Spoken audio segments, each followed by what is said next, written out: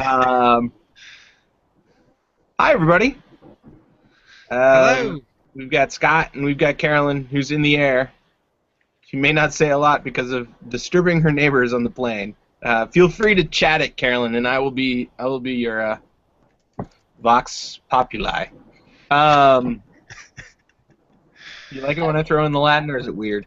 Can Um, you hear me right now? yeah. Can you hear me now? Okay. Just Um, checking. so, uh, strangely, or not strangely, because I shouldn't be surprised by the world right now. Um, Lisa Delpit and I were IMing earlier this week, because I invited her to join us, and she said yes. And so I hit her up and said, "Do you have any questions? Do you need any help?" That's amazing. So she was planning on being with us. It turns out her niece is graduating tonight, and so she's not able to be with us. But hopefully she'll join us next week. Also, super excited. Hopefully, Melinda Anderson. We talked about her piece last week a little bit, so I invited her to join us. Oh, Carolyn's going to a graduation as well. I invited Melinda to join us this week. She's doing some kind of community organizing and activism pieces tonight, so she can't join us. But hopefully she'll be with us next week. Um, It's gonna be a party. yeah, I like those priorities. Those are good reasons to not be. right. I now feel like a slacker for being here. Um, No one needs me, so I'm in the hang. And it's okay. We can't talk too long because you have to go home to your family, so that all works. that's a true Um, story. can we start actually back, because I am admittedly behind on the reading, Okay. even though I'm the one who sends out the emails and says, "How about we get to here?" Yeah. Um, uh, but I'd love to talk about some of the pieces of teacher assessment. Go for it. I'm trying to pull up the specific note. Did you want to talk about ministers and teachers? I didn't want to talk about ministers and teachers. We talked about that a little bit last We week. did. We did. I would imagine you have some deep relationships there. Page 143. As we seek to develop new modes of assessment which move away from simplistic paper and pencil tests, we immediately face the dilemma. This dilemma. Yet we cannot presume to develop any assessment that will be fair and equitable unless great efforts are made to include the culturally influenced perspectives of diverse communities. We are finishing up testing season, which hurts a little bit to say as a thing, in my district right now. Um, and it, it doesn't seem particularly culturally sensitive. Um, and so then it was just like, because my thinking on assessment or human sensitive, yeah, that's fair too. Um, Well, but we my were thinking on, testing today also. Our test. oh, good. I guess good. Good that you can relate, not good that you were testing.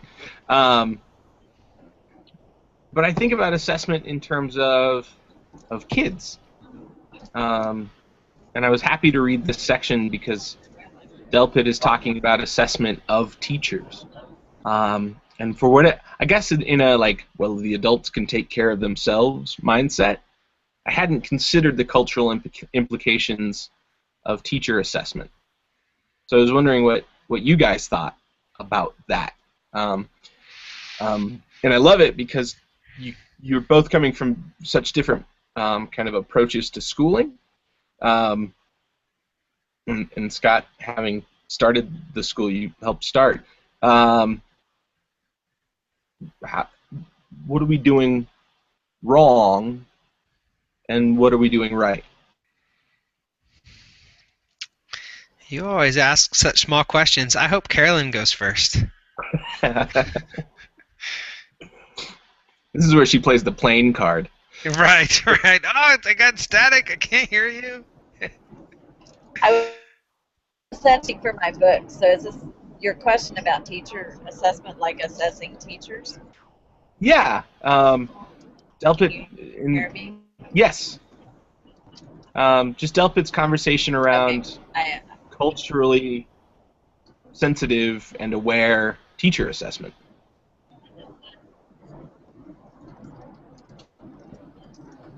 I, my experience has been it's very one size fits all sensitive in the least, but um, Texas, our um, pay, nothing's tied to student assessment or teacher assessment right now. Here we don't have career ladders, so it's sort of a different situation here. Most of the assessments are like at the beginning, to get credentials, and then which is it. I guess I was thinking of that as, I mean, and she talks to that aspect as well, is right? Student teachers doing sample lessons and model lessons, and how that looks to teachers from other cultures and ethnicities, or even teachers who've grown up in other classes, or economic classes, and what that looks like, and how that is perceived. Um, just thinking about the assessment protocols that we ask teachers to go through, and that even the teacher side of things is also one size fit all, right? Fits all. Like, to get into the profession, I can't think of too much that is designed to be even more aware of the cultures of where folks are coming from. I'm reading from the book. She says it's easy to assume when we attempt to develop a fair and culturally sensitive means to assess teachers that anything must be better than we've typically used in the past. The National Teachers Exam, the fill-in-the-blank test, blah, blah, blah, blah. However, this may not be the case.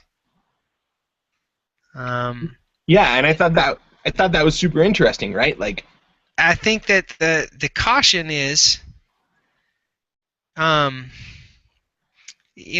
in kind of answering the question, I'm sitting here thinking about something that I underlined was a paragraph above that, which he says, kind of, the teachers.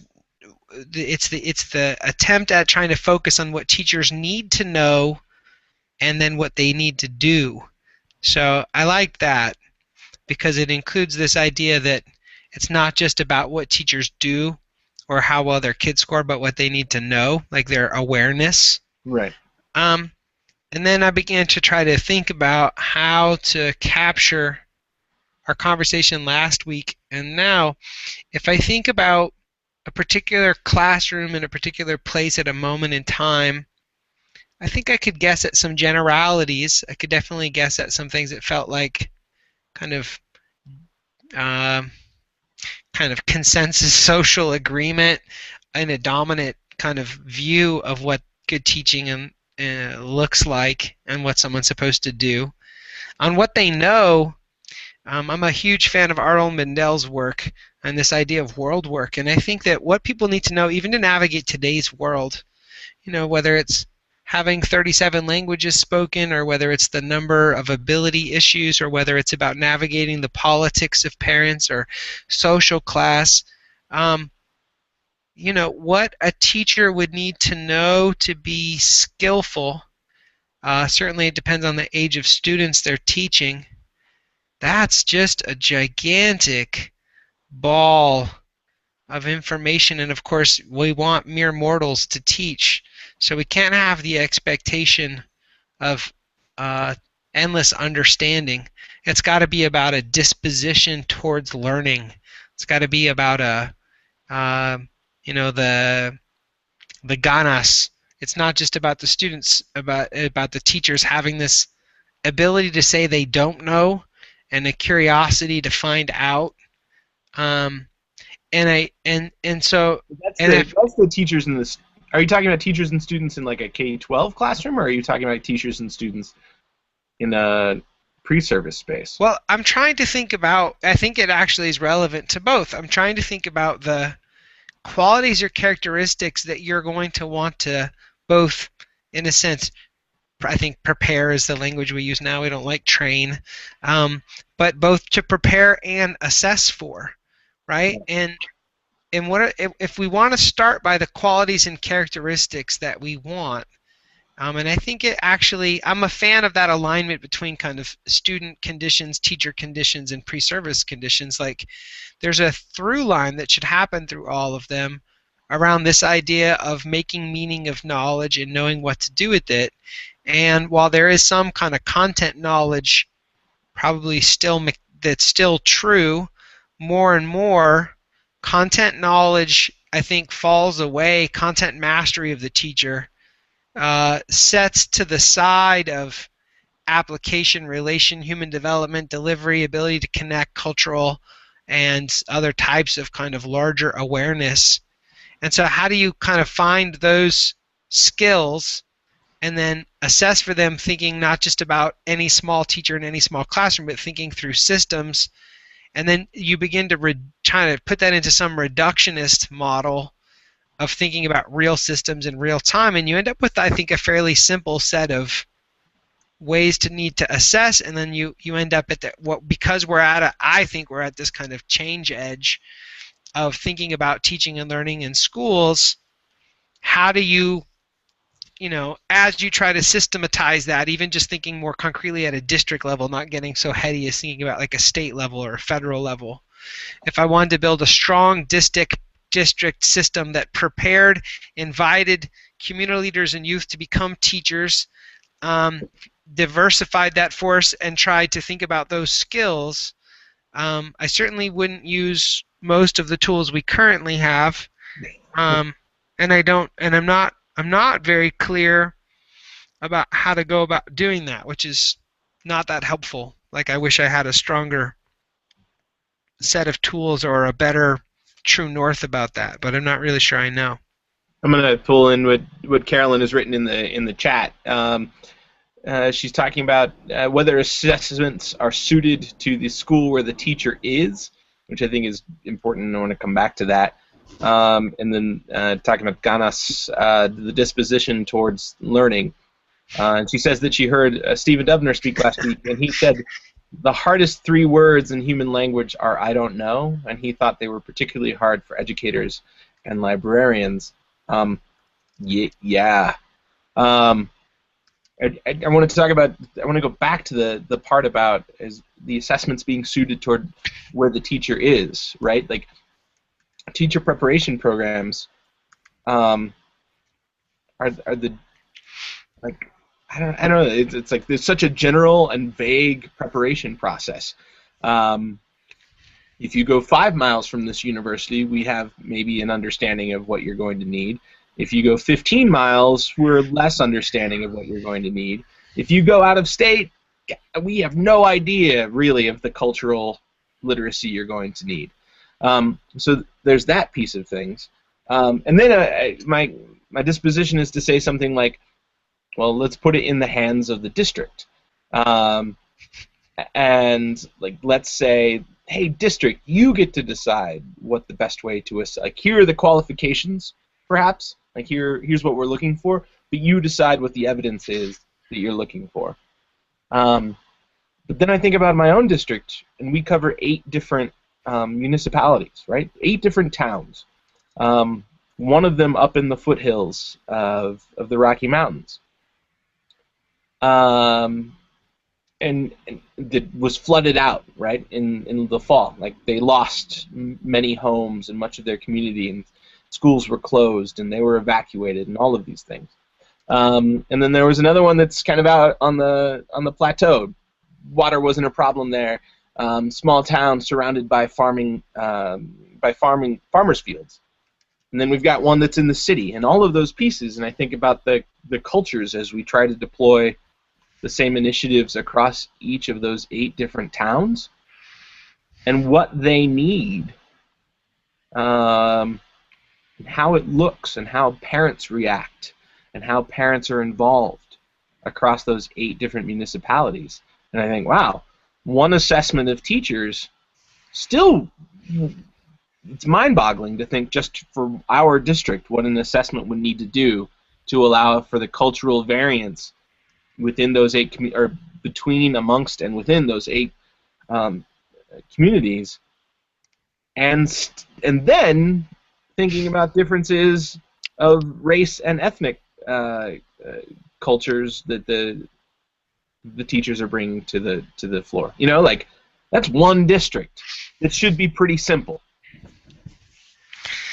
I mean, I think that's part of that's part of, though, like, it's not simple, and it is simple, right? Like, it's the contradiction. Like, I think if we applied what she writes about in this book and her conception of who teacher is, and the skill sets she calls for teachers to have, and you were to begin to apply her sense of the limitations of thinking about the profession, or pulling at it from well, I mean, we've so swallowed the Kool-Aid, like, national discourse and policy-wise about teacher aligned with metrics and healthcare. Like, we're so far past the idea of teacher as minister in her conception, like, that it's hard to imagine a pragmatically, you know, like, it's hard to even get to a place in which Right. we would try to get there, although I appreciate it.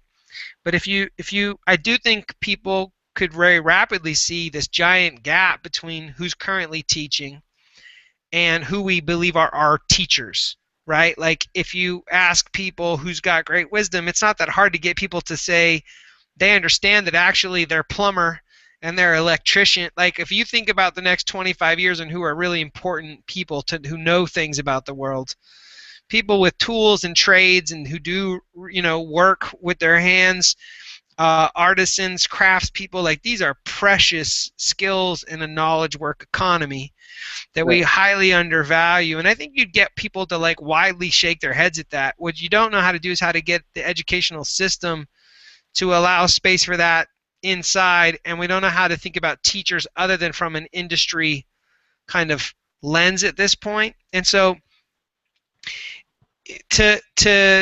I'm wanting to kind of think, like, so where are there examples of districts or systems or a state or a school that within all of those constraints is finding different ways to both assess their teachers, or university partners or other groups, like, I guess, the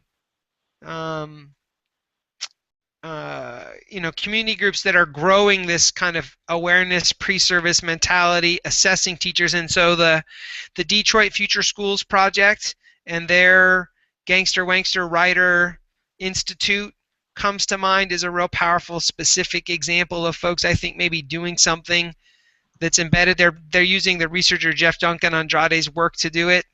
I think there's limitations with it, but the deeper learning, what's the name of that? The school in San Diego, High Tech High's graduate education effort maybe has some variant of that. Maybe Goddard College's, you know, way of preparing teachers has some possibilities. Just trying to think through to try to force myself past pure philosophy, if there are any examples I could see where this even looks tangible. I wonder, Zach, if you have anything. Well, I'm thinking more about what I would design, right? Like, based on what Delpit talks about, and I think that your comment about the proclivities that we might be looking for is key. Specifically talking about the examples she gives where folks aren't going to speak, right? She talks about the Native Alaskan, like, I'm not going to say nice things about myself because that is not what my culture believes. Carolyn is a little turbulent right now in discussion and on the plane. But thinking about, like, what if you said to a teacher, Here are the teaching in Colorado. We have the teacher quality standards. Here are the teacher quality standards. And you said to them, and I'll get to the setbacks of this later. If you said to a teacher, each individual teacher, here are the standards I'm looking for, and you wouldn't be looking for all of them in the same, but like, here's what I'm looking for as I come through your class. Take some time and write what excellent examples of this standard would look like in your room. Or just write, here's what excellent examples of this standard would look like to you. Right? And then when whoever the observer or evaluator is, principal, dean, whatever, goes through, right? Then the conversation starts from a place of, here's what the teacher said is excellent. Here's where my brain is as far as excellent. And then the conversation afterward becomes, here's what I saw, here's what you were shooting for, here's what you specified as what excellent would look like. Where did you think, how close were you to this? Right? So in a different perspective, and here's what I thought excellent looked like according to this standard, and here's how close I thought you were. Right? So kind of combining those two cultural perspectives, valuing both of them, but asking for that language in a different way. And I suppose now that I'm saying it out loud, I would want the observer, the principal, the evaluator, to write those things down as well, right? Like, you take the standards, I'll take the standards, I'll write down what excellent looks like to me, you write down what excellent looks like to you, and then afterward, we'll compare what we actually saw and how it matches to what we were both shooting for. And maybe that's the piece. The age-old complaint of time becomes the problem then, right? Like, oh, sure, I'll sit down and go through the teaching standards and write a comment and annotate each one of them. Seeing a teacher find a place in their schedule for that becomes a little difficult. Well, or you got the I think really beautiful things to remember, which is that systems are made up of flawed human beings in real time, and you embrace them, but often the way we approach systems is we want to try to make them not have flaws. And you can rapidly see someone saying, well, okay, you've got 5 people who go out and work with your pre-service teachers who are out, and they're all doing this. What are the chances that even amongst 5 people that, 1, you're going to get kind of fidelity to this process, 2, that they're actually, those 5 people are even going to have the skill set to actually do the magic of your term, which was value both of them equally. Right. And be able to engage in a dialogical process that's really nurturing that person's own professional instincts and learning and awareness, and retain some healthy authority of their agency as a person who's training other people. You know, like, what are you going to do with all that? Yeah. I'm going to stop you for a second and say that, yes, that would be difficult, and it would be better than what we have right now. Right? Nothing right now, no system asks for a person to develop the skills. I totally agree with you. I was just naming it as that's what people would say about it, and the psychology. We're so... Yeah. The idea that we'd have different interpretations and your professors would be different and you wouldn't have a purely systematized response that would rule out all bias out of this. Like, we've swallowed a lot of construct that in order to make this be viable, it can't just be that that's better. You're going to have to convince people of that kind of paradigm shift to implement it. It also is way dirty as far as compiling data for any kind of quantitative analysis. Yeah. Right? Like, here's the state-defined definition of what quality looks like. Although, why couldn't, like, Facebook help us with this, right? You're basically giving, like, 2 forms of Facebook status update. What I thought was going to happen and what happened, and we're both doing that, and then we dump it all into some thing, and no, I'm teasing a little bit. I just don't, I do think you're right. I don't know how the whole idea that this morning on the radio, I heard a guy on NPR, and he was talking about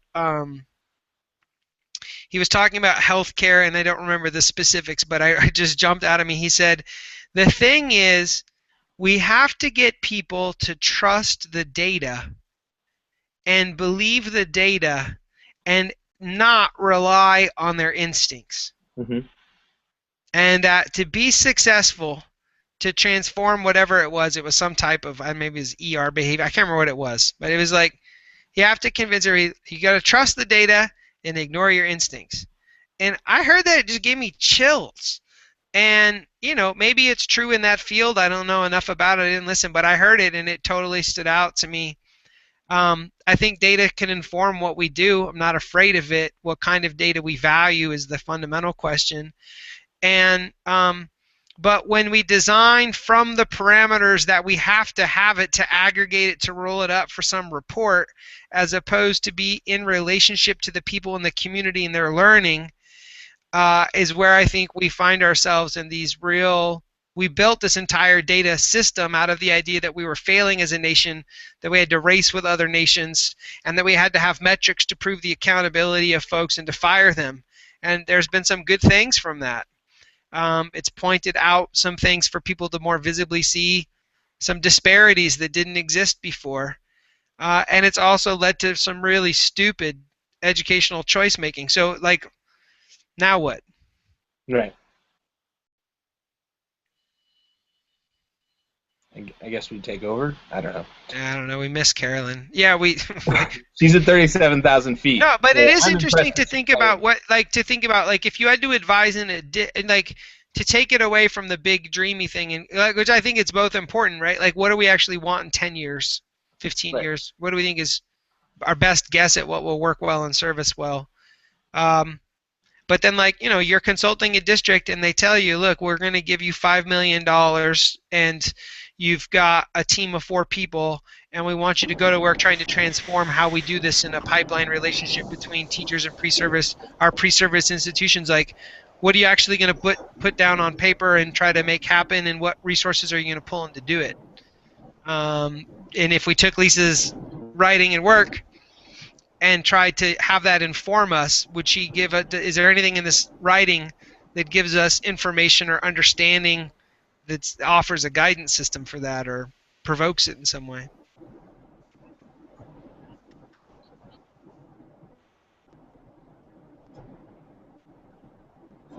Trying to think about what I would do.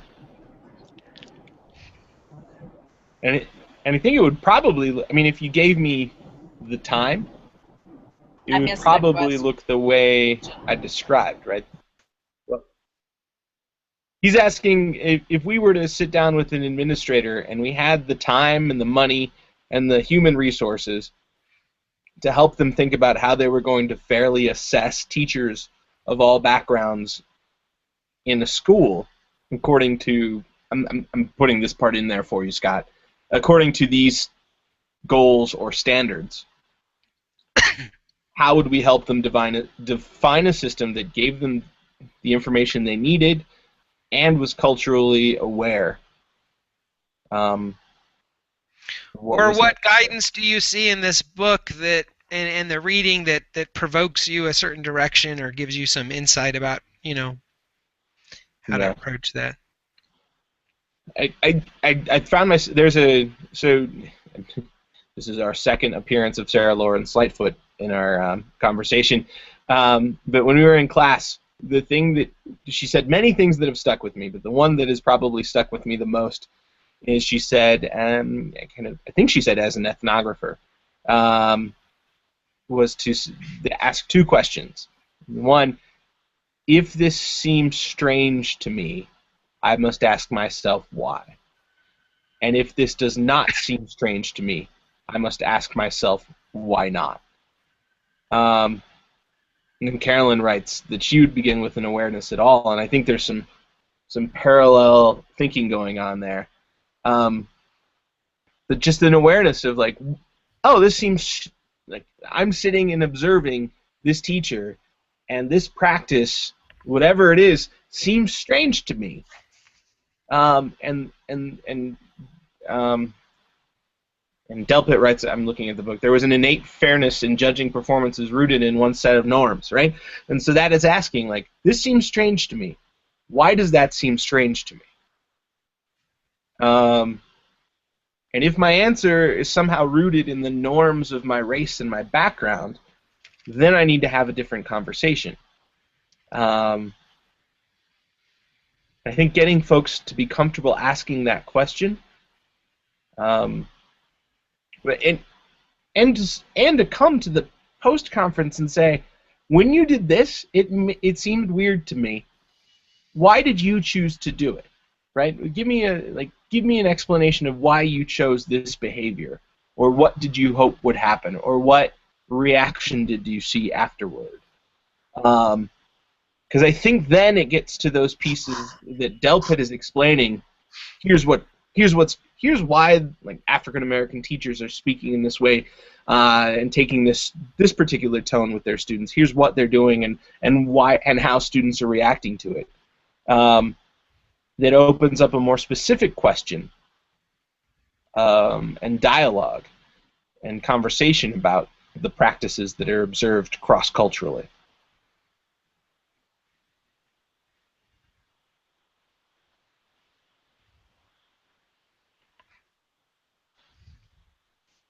I was watching last week's tape, and I noticed that when it gets silent, I start to make faces at the camera. So please keep talking.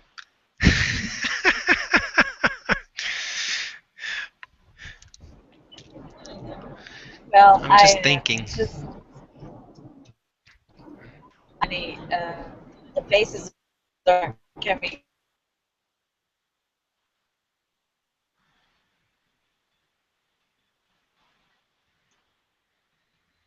Oh, now Hear her me? audio's not coming. Oh, you broke out. You said the faces aren't coming through, and then you stopped talking. She's going to type to us. While she's typing, page 149 talks about what you're talking about, Scott, and what Carolyn's typing about is about the awareness, and she says, such an approach would require that some pool of evaluators be equipped to recognize culturally appropriate responses and not include that difference implies inadequacy. Or, I'm sorry, not conclude that difference implies inadequacy. And I think that throws it back to teacher preparation, right? Like that throws it back, and principal preparation. Yes. I think Kirsten Olson writes a lot and talks a lot about coherence and incoherence, and I think that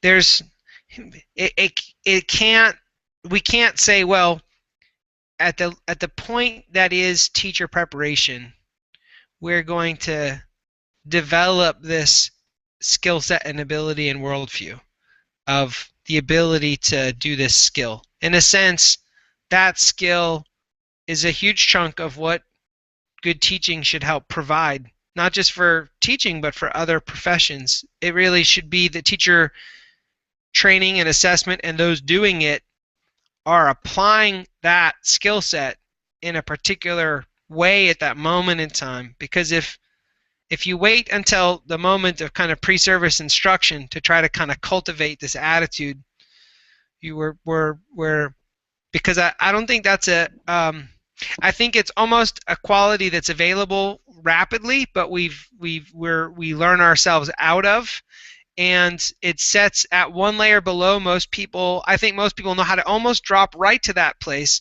but we're often not quick to go there. We operate on a level of a friend of color of mine calls it professional privilege, but you have people operating in their kind of professional selves with their professional knowing, and everyone's a little bit scared to admit, as Carolyn noted earlier, that they don't know.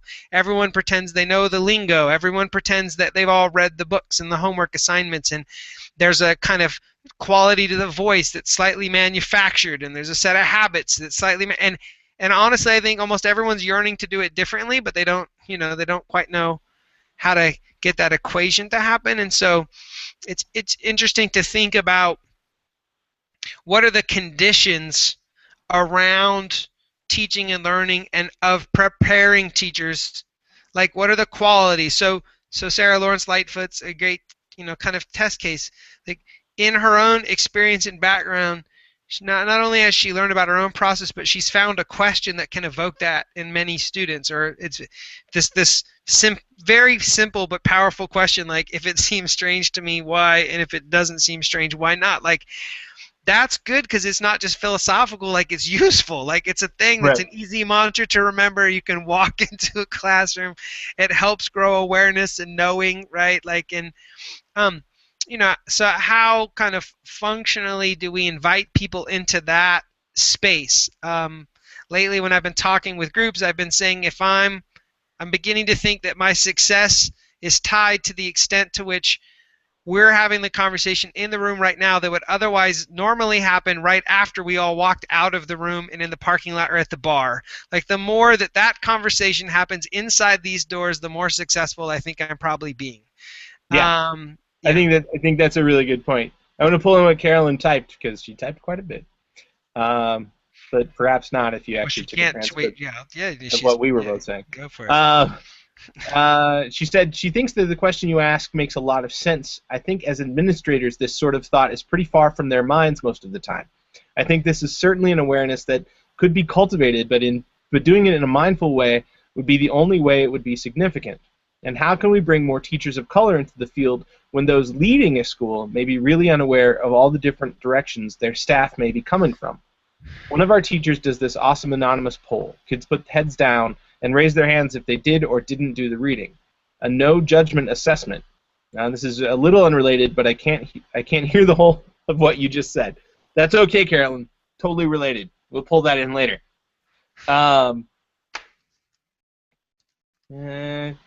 My battery is dying. Oh, that poll assessment was an unrelated point. That's okay.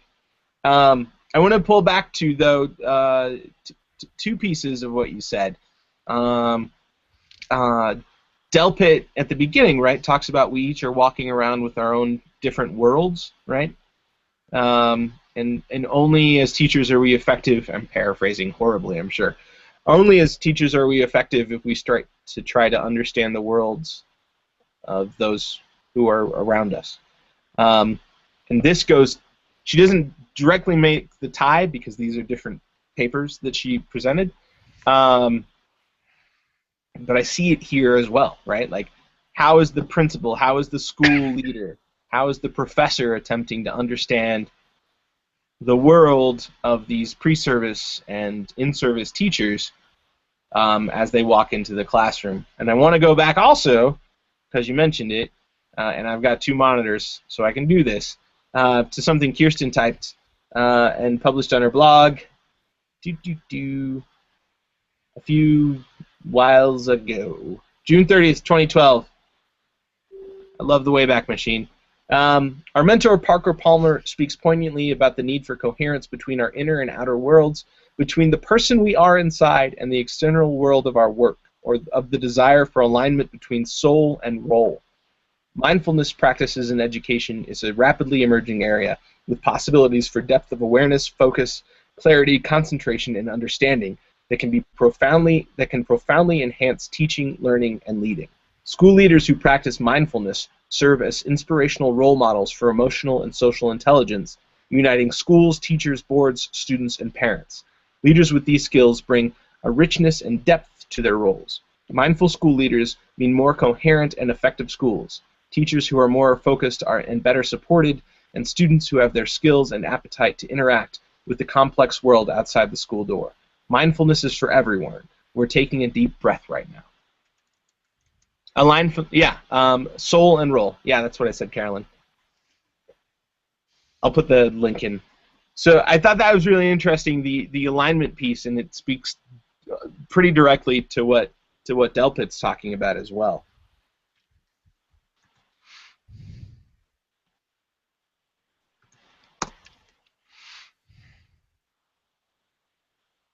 And Zach, what were you reading? So one bit of I just put it in I put the URL in the chat.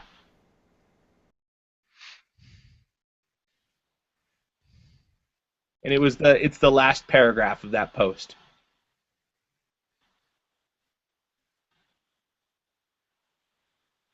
Scott, what were you going to say?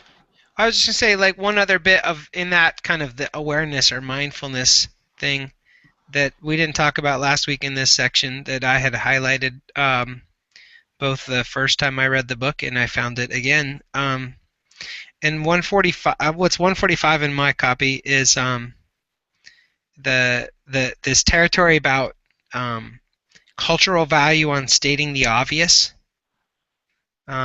This idea that Oh yeah. I think I think there's an example about how there's this idea that in some cultures that I think that she's an example of Japanese college students, but you wouldn't speak to the audience about something that it would be understood that everyone already knows.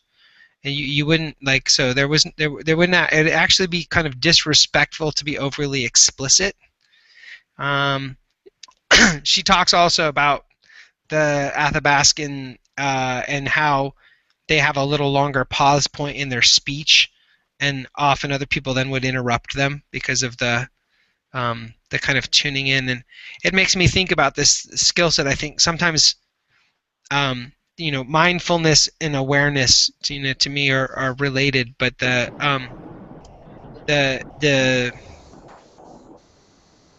ability to kind of take in what's happening in a moment and notice it, and the growing of that, which I feel like is an endless growth curve. One of my favorite all-time quotes is Arnold Mandel, who says, "Democracy without awareness is tyranny." And I love the idea of thinking about. That's two Mandels. I know. I'm kind of cut off on the Mandel quotient, but this idea about growing awareness, Grace Lee Boggs talks about it as growing our souls, which will line up with Kirsten's. Like that skill set of being curious, interested, and wanting to grow. I don't think we could expect people to have all of these things, but I think we should be able to expect that our teachers have the disposition and are thirsty for it. I feel like there are enough people in the world to be able to have as teachers folks who care about that. So how do you cultivate that? How do the pre-service experiences grow that and encourage it rather than, box it down? That would be what inhibits those conditions and what promotes those types of conversations and growth. Carolyn writes this: isn't teaching an endless growth curve? I love that. Skill set of being curious and wanting to grow. Yes, that disposition is so important. I was just reading randomly this article about Pharrell in Fast Company magazine, and she's typing more. I'll get back to it. But I want to lead in because there it is. He has some pretty fascinating ability to think diversely across a lot of different subjects. Well, now I've got to find that. Carolyn, are you going to find that and put a URL in for us? Can't tell if she's frozen or if she's just pensive. I'm reading Courageous Conversations About Race. Have you read that, Scott? I want to say yes. I have, and that's a fun conversation to have because okay. Yeah. But just the framing of the title is interesting. And especially attached to what we're talking about now, right? Because it's interesting, as we've continued to have this conversation, it's been more about teacher quality than it is about the specific elements of race that are and ethnicity that are implicit in these cross-cultural conversations and what Delpit's talking about. And so it's like, oh yeah, I can be culturally relevant. And that sounds kind of inane. Or not inane. What's the word I'm looking for?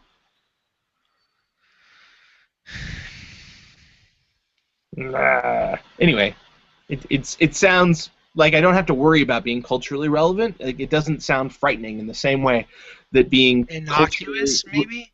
Yeah, maybe innocuous. I'll figure it out after we're done talking, I'm sure.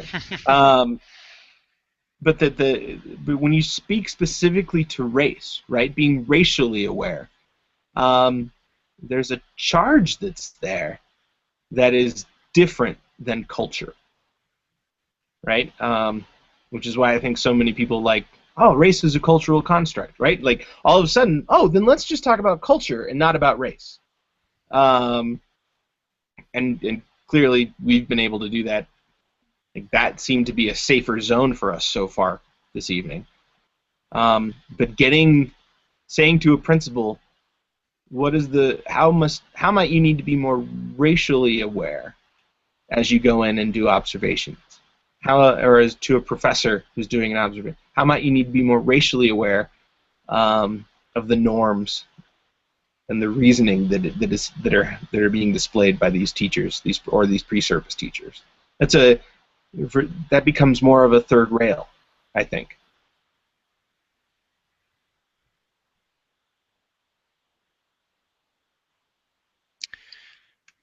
Yeah, I what you're saying resonates with me, and you know the I'm thinking about our colleagues with IDEA who are from Puerto Rico, and their kind of awareness or thinking about their experience in Puerto Rico, which from my eyes training history, I put a racial experience to it, and they experience it through a lens of colonization, which they don't necessarily tie purely as a racial thing, although they recognize some kind of racial things. They mostly also experience kind of cultural things. So Dominicans compared to Puerto Ricans compared to Spaniards, like they have this way of thinking about them, but they also recognize the experience of the smaller group of African Americans who were brought as slaves in this part of the island, and then they come to an event or a gathering with people from the U.S. whether it's a group with mostly folks of color or not, they're trying to learn and understand the kind of racial politics, context, backgrounds. Not to speak for them, but I feel like we've had this conversation enough, and trying to it's not a lens they have, or like traveling to Canada and talking with Canadians and they're like get really defensive, like we don't have the US's racial kind of thing. And so there's a certain environment in the US, and then that's partly about the US's legacy of slavery and kind of racial oppression that is uniquely there in a sense because of it, but it's not only racial. Well, to say nothing of what I will cop to is an ignorance, right? I have a general understanding of the history of Puerto Rico, but I don't have, right? And this is that's a good one to unpack. So like when we're talking about the disposition or pre-service training, right? Like you could be talking with a black teacher, and I wonder if we would ask them about their racial awareness, as if we would assume that because they're a black person, they would have awareness about what it is to be Latino.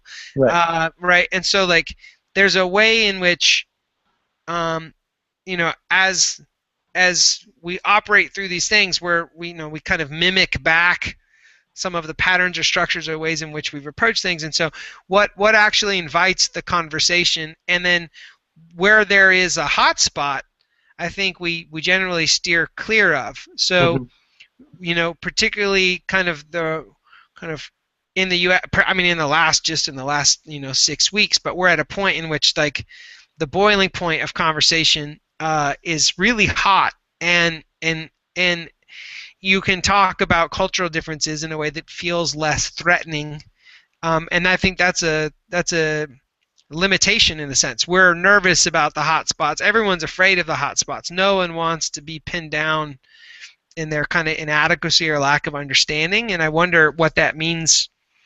Not maybe not no one, maybe there are a lot of people, but it's just an interesting moment, I think, to be thinking about particularly the racial history of the U.S. in our current public conversation. There's just, it's a very alive, I don't know how you can pin it down. It's a constantly moving, growing dialogue that's happening. So there's the piece that Time published last week. Okay. This isn't the piece. I'd put another thing. I'm going to talk about two things. Okay. Time published a piece from a student at Yale who says he doesn't apologize for his white privilege. And that was strange. And then the reaction has been really interesting to read. Strange that Time published it, or strange that he had this set of thoughts? No, it's been really good for Time, right? all of a sudden lots of people are reading a piece from Time. Not that he had the thoughts either. Strange, maybe not strange isn't the right word. Strange has been the responses that I've seen, and there have been way more than I could possibly read. But the responses that I've read, some of them in anger, some of them in agreement, very few in agreement, and probably rightfully so, right? But others that are kind of like, let's have a conversation. Like, oh, that's where you are? Let's talk about it. And I think that that's been somewhat indicative of our larger ability and willingness to have a conversation. Also knowing that folks who are writing these things in these spaces online probably aren't representative of everyone in the country. But that was an interesting thing that happened in the week that made me. I was reading about that, and then I was like, oh, let's think about how this fits into the Delpit reading that I've been doing. And then the piece that I put in the chat is a BET piece that my friend Abby turned me on to. Bell Hooks was at a panel conversation titled "Are You Still a Slave?" and kind of went after Beyonce and said, when the conversation shifted to Beyonce's controversial Time magazine cover, again, Time magazine, maybe we just need to stop reading Time. Miss Hooks took the pop star to task. This hangout not brought to you by Time magazine. Right, exactly, and never will be. Let's take this image, the image of this super rich, very powerful black female, and let's use it in the service of imperialist, white supremacist, capitalist patriarchy, because she probably had very little control over that cover, that image. And so this is an interesting piece that Hooks brings up. Other panelists then were like, well, I actually think that given Beyonce's status in the entertainment industry, she probably did have control over that image, right? This was a conscious choice that she made. And that was interesting because Hooks countered, then you are saying, from my deconstructive point of view, that she is colluding in the construction of herself as a slave. And I'm reading this article and thinking, wouldn't this be interesting to think about, like this and the time piece? Like if I were a teacher in the classroom right now, back in my room in Philly, we would be looking at these, and I would be listening to what the kids think and say, and trying to make some sense of it, and finding out where they are, and pushing back, and doing all of those things, and then thinking about how many teachers and many administrators would not want to touch these two topics with a 10-foot pole. Yeah. Yeah.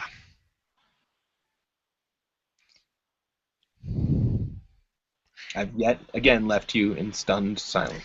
Well, what I'm thinking, I'm trying to sort through this idea about, okay, like they they would be uncomfortable with it because they would be uncomfortable with the conversation in the own heat of what could happen in the classroom, but then the potential to have parents reacting, see what we read in school today. Even the attention to the cover of Beyonce in some communities would create a firestorm. Right. And then you're looking at, some of the folks quoted in this little tiny article, from Angela Davis to Audre Lorde. Like these are heavy hitters in there. These are this isn't for something that's less than like a page long. It's you could like have an entire year's study of just the people named, right. And that, more than years. You could have a lifetime actually devoted to this and what it like points to, and the fact that that's scary, and I think interesting to think about in what places it would and wouldn't be, and what communities are and aren't talking about it.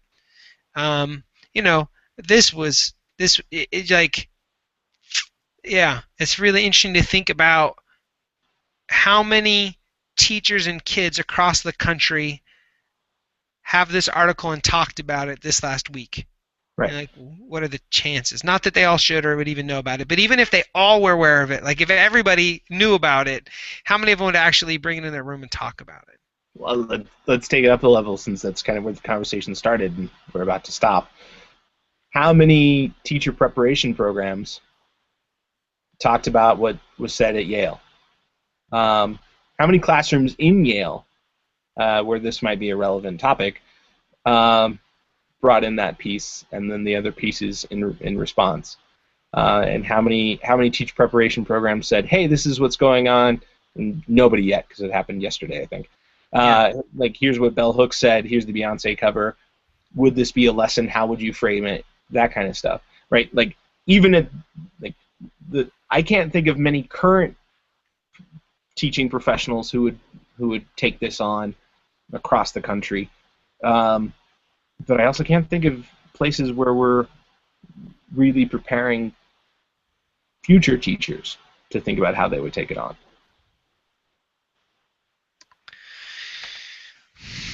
Way to wrap it up, Zach. Yeah, I'm really good at that. Good conversation, though. No, yeah, it's stimulating. I'm going to stop the broadcast. Can you hang out for a sec? Yeah. Cool. First, I must find my cursor.